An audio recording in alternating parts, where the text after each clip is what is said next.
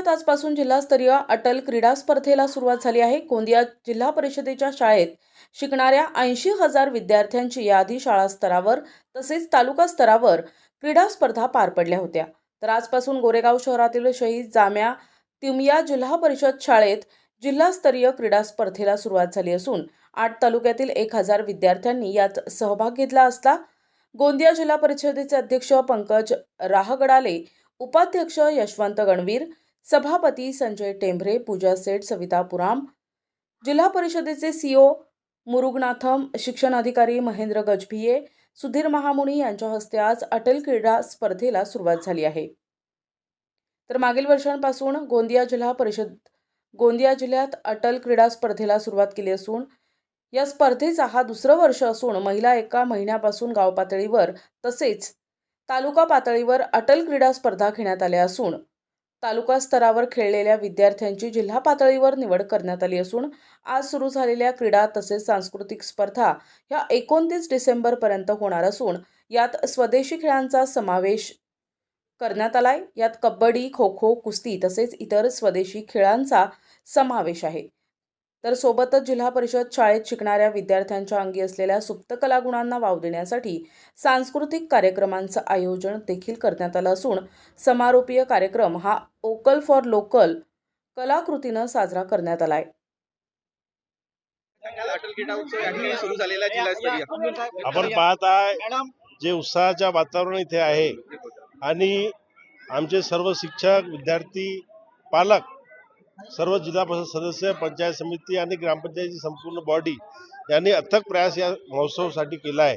मी त्या सर्वांचा आभार प्रकट करतो, त्यांना खूप खूप धन्यवाद पण देतो आणि शुभेच्छा या विद्यार्थ्यांना पण देतो। किती शाळेतील विद्यार्थी या ठिकाणी सहभागी झालेले आहेत? इथे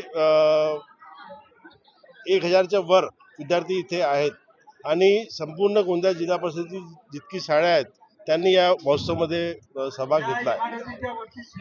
किती दिवस हा उपक्रम चालणार आहे आणि कुठल्या कुठल्या खेळांचा समावेश आहे यात? हे 25 ते 29 तारीखपर्यंत जिल्हास्तरीय टुर्नामेंट होणार आहे आणि याचा समारोपीय कार्यक्रम 29 तारखेला इथेच आहे आणि एक भव्य दिव्य कार्यक्रम इथे होणार आहे आणि मी सर्व लोकांना, सर्व पालकांना आणि गोंदिया जिल्ह्याच्या सर्व लोकांना इथे मी आमंत्रित करतो की आपल्या जिल्हा परिषदचे जे मुले आणि मुली आहेत, जे परफॉर्मन्स ते देत आहेत, हे आमच्यासाठी एक गर्वाचा क्षण आहे आणि यामध्ये आपण सर्व सहभागी व्हा।